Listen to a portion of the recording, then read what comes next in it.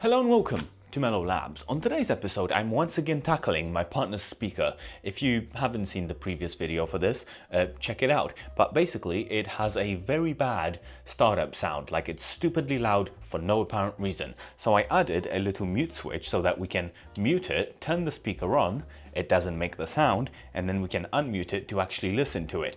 Well, after I posted that video, I had a whole bunch of comments telling me how I should have done it. So today, I'm gonna see if I can do it in the way that they told me I can do it. Right after this message from today's sponsor.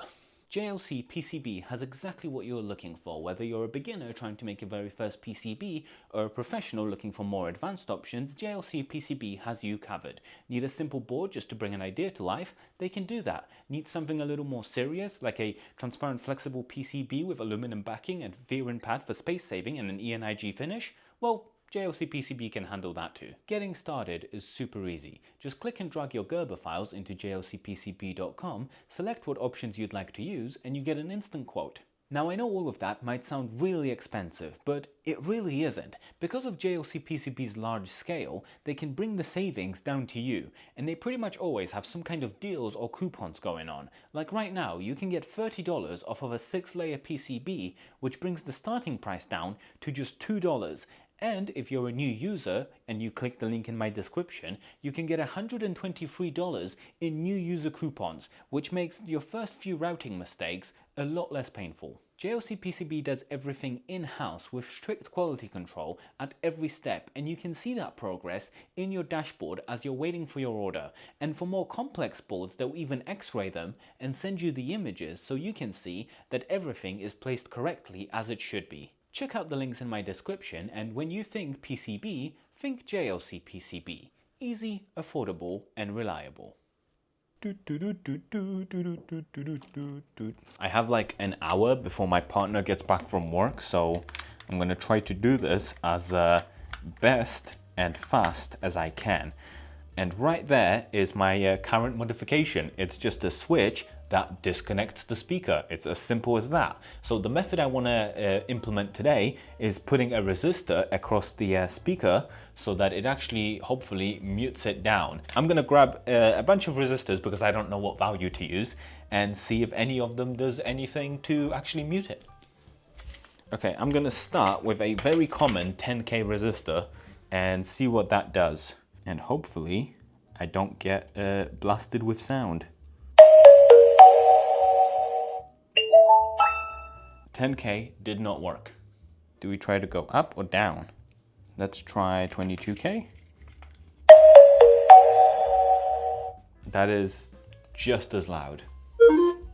Maybe I should try soldering it on so that it actually has good contact. Please don't be loud. Still very loud. Still so goddamn incredibly loud. Shut up. Let's try a lot lower. 150 ohm. I remembered I still have the mute switch. Did they mean across or in line? I might have misread the comment. It should be a resistor to ground. Let's try that again then. Nope. God, I hate it so much. So painfully loud. I'm already getting a headache. Okay, so it is meant to be in line with the speaker. So let's try that again.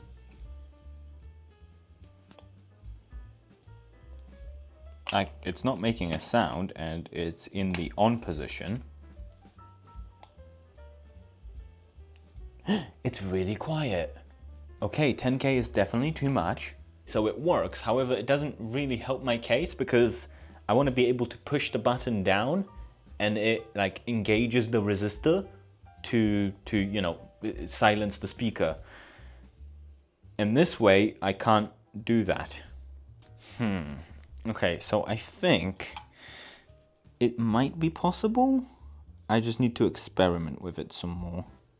So I'm going to attach the speaker back the normal way. Actually, no, I'm going to use a lower value resistor first. Actually, I should find out what the right value is first.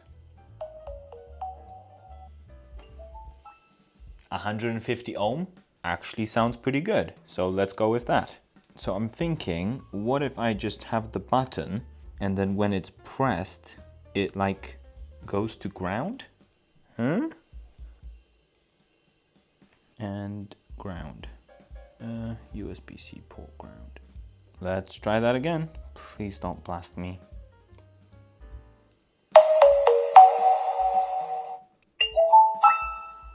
Yep, that did nothing. Fantastic. So this won't work unless I have a normally closed button, which is not a button I have. This is why I ended up with the solution I ended up with in the first place. So I'm back at stage 1. Maybe I have one and I don't know it yet. Nope. Nope. Nope. Nope. Nope. All of these buttons are exactly the same. I am not going through each of these buttons.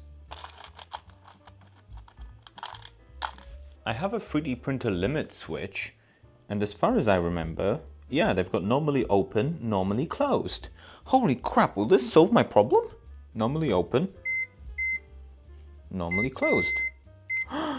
This might do it! I don't know how exactly I'm gonna make this easy to press, but this would solve my problem. So now I want to have the speaker on the common and a direct wire to the speaker pad on normally closed, and then a resistor to the speaker pad on the normally open, I think.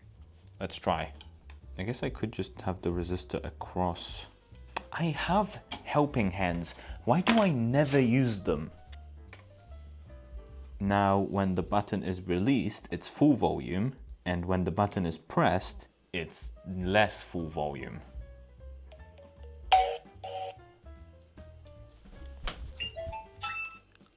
Oh yeah! Yes! Oh, it's perfect.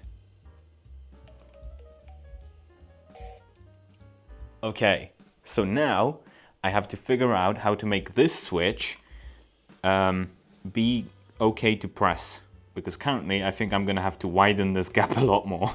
Ooh, what if I just bend this like so, stick that out the hole, right? And then just put like a cap on this. Let's clean this up a little bit, make the leads of the resistor shorter. Let's make these wires shorter. Let's get rid of this on and off switch because we no longer need it. And yeah, I think we can then kind of install this switch over here and figure out something to go on top of this button. But first, I've got a bladder notification, so BRB. Some isopropyl alcohol to let the hot glue peel off.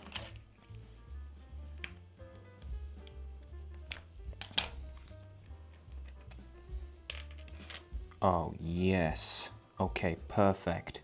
It's basically a drop-in replacement. I just need some kind of cap to go on this button, and we just need to hot glue this in place. Lovely! Since I have no choice but to wait for the hot glue to heat up, I'm going to jump into Fusion and see if I can model a button cap for this. Well, scratch that, Fusion hasn't opened yet and my hot glue gun is already hot. I'm just going to try kind of pushing it in, making sure the button still works. Hopefully that's enough hot glue. Okay, it's still kind of soft, but it feels pretty good, so I'm hopeful. Shit. I ripped out the middle piece. Fudge. So now I just have this tiny little red thing. There is not an amount of glue small enough for me to put on that. Can I put the metal piece back in? Where did I put it? Keeps falling out. Ah! Okay, I've sacrificed another switch and I've took out the metal piece and hopefully I can put it in here. It's not working out. Ah!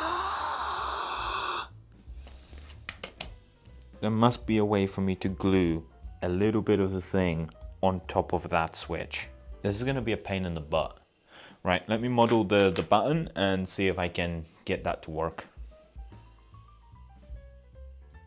Okay, I have good news and I have bad news. The good news is I've managed to put the metal piece back into the switch. I just needed to press harder and deeper with a pair of tweezers, and eventually it just clicked in. When you bend the switch, the two prongs just kind of go in and then fall out, so you have to stretch them out and then push them back in, and it works pretty well. The bad news is I just finished printing the button that I was going to use without this metal piece, so we'll have to figure out what I'm doing with that now. By the way, shout out to Prussia for sending me an amazing 3D printer. This printed in 9 minutes. That was including warm-up time. I think this might actually still work. Kind of. If I get rid of this bit, if I put some glue on that, that should be able to stick on that. I'm gonna face my mortal enemy. I'm gonna use some super glue. Just a tiny drop. There we go. And now hopefully I can just place this button on top. That still feels like a lot of super glue. Please don't prove me wrong.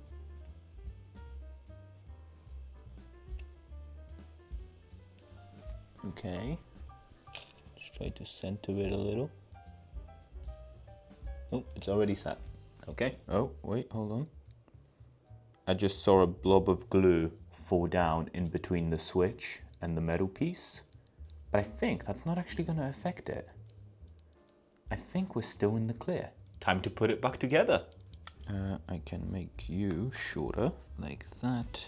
I'm gonna have to do this one at a really awkward angle. I should probably test this before committing. I press this down.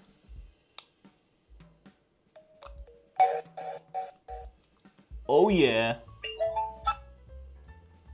Perfect. Let's screw that back in. I know people in the comments in the last video also pointed out like adding some kind of a timer circuit which like disconnects the speaker for like the first 5 seconds. That seems a little overkill for this, I think. I don't want to have to put a whole new, I might as well just build my own Bluetooth speaker. Well, if you'd be interested in that, let me know down below. But yeah, I don't want to have to rebuild the speaker if I don't have to, or like add extra smarts.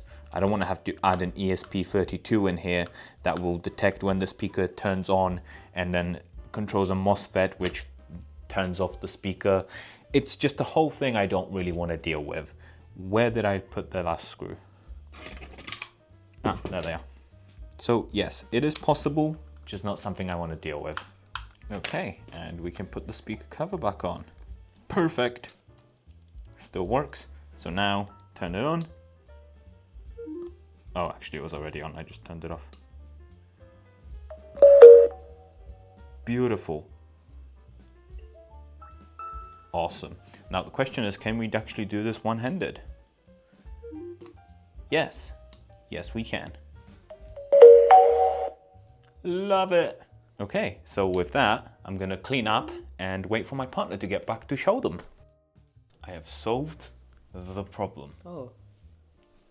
Oh, I guess we no longer need that. There. Can you be in frame? In frame. Oh, in frame judgment. In frame judgment. It's slightly misaligned. Needs to go scooch to the side. Okay, well I didn't have the exact button I needed, but it does the job. So you have to. It makes the same sound as a mouse, yes. Yes. So you have to hold it down when you turn it on. So it actually quiets it down now instead of just saying nothing. So this is just a sudden change in volume. Yes. Okay. Is this better than what it was? This now requires 2 hands to use. No, you can do it with 1 hand. See? You know, I'm just gonna fuck around with this I button. know you will. I did exactly the same thing. You give me a button. This is this clicky. I'm just gonna like click. Well, that's up to you. I was just here to solve the problem. If you want to destroy the button, feel free. You don't like it. I feel neutral about it. Is it better than the Switch? Oh boy. Oh boy. It's more fun than the Switch. So basically, I just made you a fidget toy. I'm not betrothed to this rotational that Yeah. concerns Also, me. if you bend it the wrong way from what it clicks, you will eventually break it. So that way's fine. If you flip it the other way, you will break it. Why did you necessarily change it from the Switch? Because this was a better solution because it doesn't mute it completely. Also, the comments said I should do it this way. So the comments decided what happened to my speaker. Well, not exactly. Well, they suggested things, and I thought I run this past you. Wait, there was a political debate about something I owned and I had no say in. I understand the muting, like the volume change. That's fine. Also, if one of us is trying to talk and the music is too loud, we can just be like, no. Okay, I do like the fact this turned it down rather than muting it, because then we actually know it's turning on and off. Also, like you said, if someone's talking. I love this as a fidget. I don't like it as an addition to the speaker. I was okay with the Switch. I'd gotten used to the Switch. So I guess with that, thank you very much for watching. Don't forget to like and subscribe, support me on Patreon if you can, and I'll see you in the next episode. Hopefully it'll be less disappointing.